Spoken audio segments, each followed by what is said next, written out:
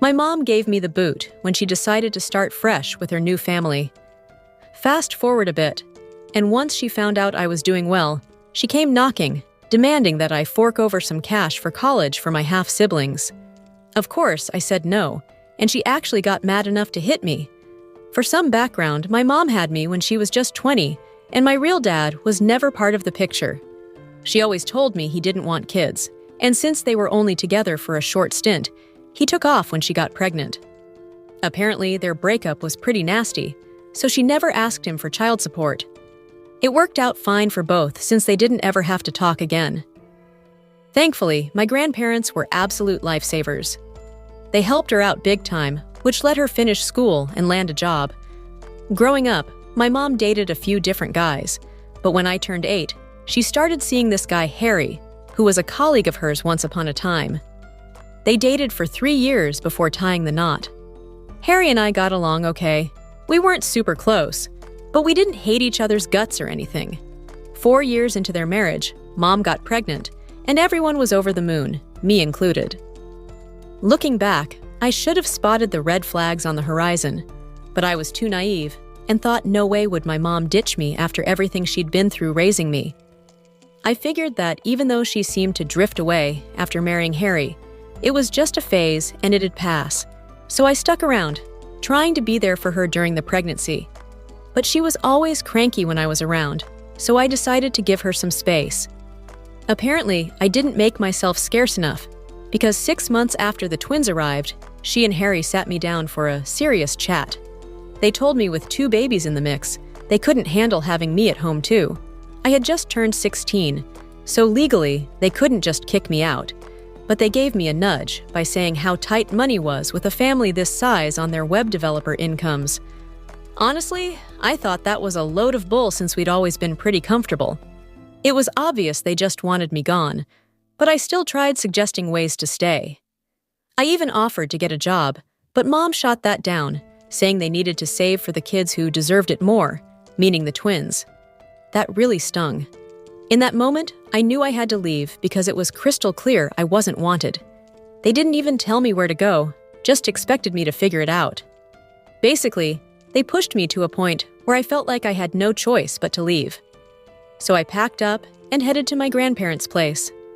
They were pretty upset about what my mom did, but didn't cut her off completely because they wanted to be there for the twins.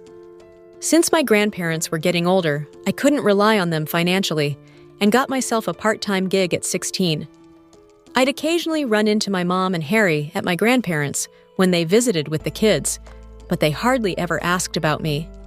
Even when we saw each other, it was stiff and formal, like they barely missed me. My mom seemed way less cranky, which hurt, but there wasn't anything I could do. I stayed with my grandparents until college rolled around. Even then, I couldn't count on my mom for help, so I leaned on some friends to help settle me into my dorm. My grandparents weren't up to it physically. I needed a student loan and had to get one of my uncles to co-sign since Mom and Harry refused, using the same old excuse that they were saving up for the twins. Luckily, my uncle stepped in, but made me promise he wouldn't have to fork over any cash. So during college, I juggled work and studies to make sure I didn't miss any payments and had some cash ready for post-graduation. After I started college, contact with my mom was pretty much non-existent. Even at my graduation, it was just my grandparents who showed up. I didn't even get a congrats from her. So after I graduated from college, I jumped straight into working and living on my own. I didn't want to feel like a drag on my grandparents who were getting up there in age. I gotta say though, those first few years were tough. I wasn't making much money, but I still had to cover rent, groceries, and utilities, plus start chipping away at my debt and saving for the future. Honestly, my paycheck was stretched super thin, but thankfully, things aren't like that anymore.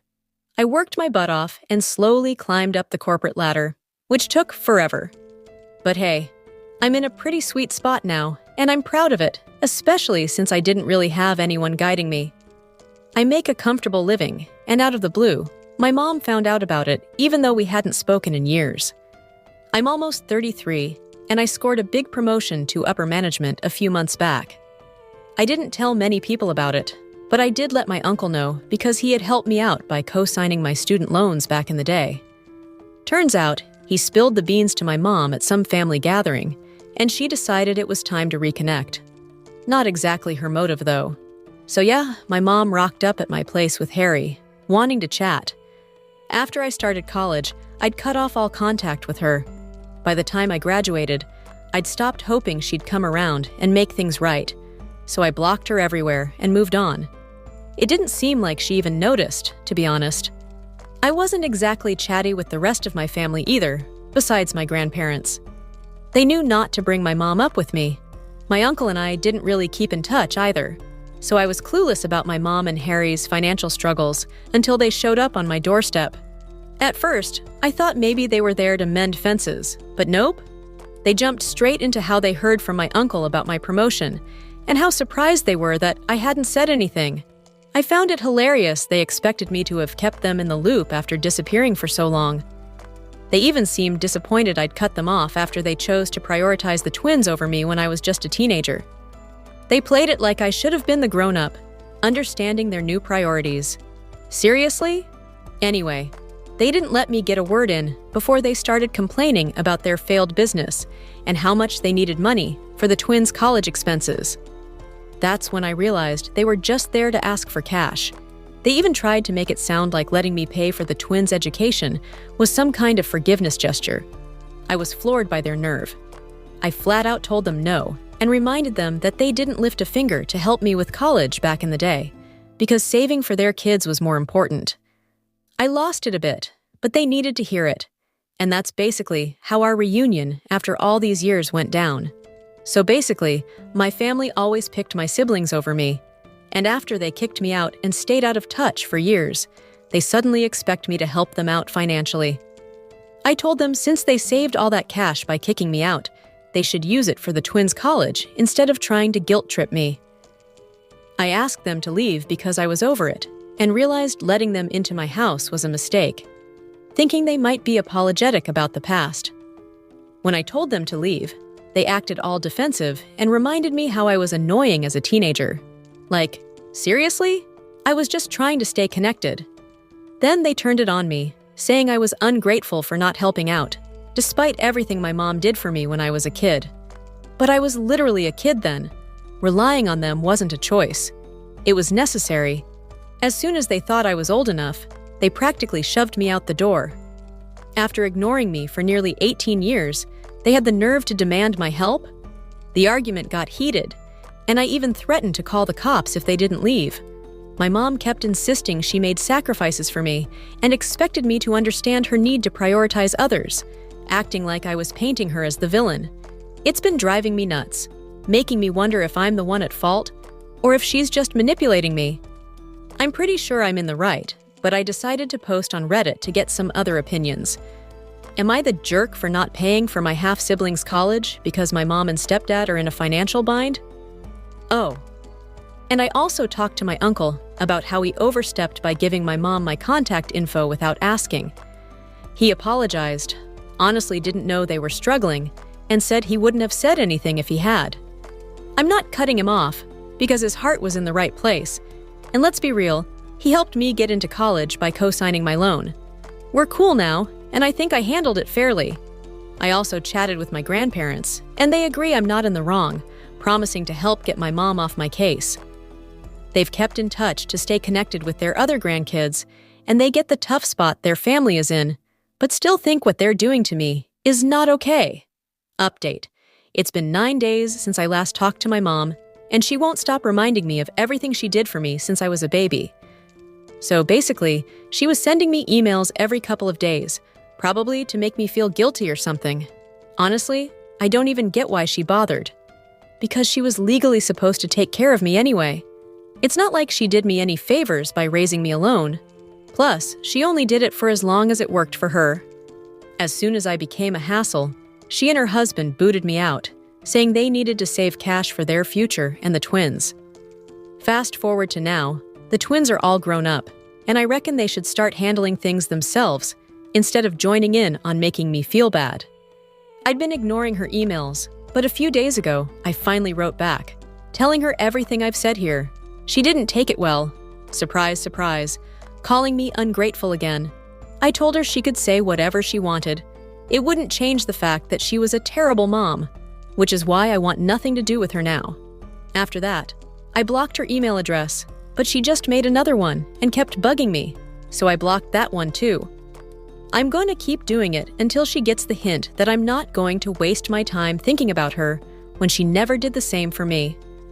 Honestly, I'm glad we're having this showdown now because I'm hoping it'll be over soon, and I'll finally get some closure. I only let them into my house that day because I was still under the silly notion that maybe they had changed, that maybe they came to make amends. Talking to them reminded me that they're not capable of feeling things like guilt or shame. It just opened my eyes again to how selfish and manipulative they are, so I've completely given up on ever reconciling with them. Update. My mom showed up at my work earlier today, and I swear that might be the craziest thing she's done so far.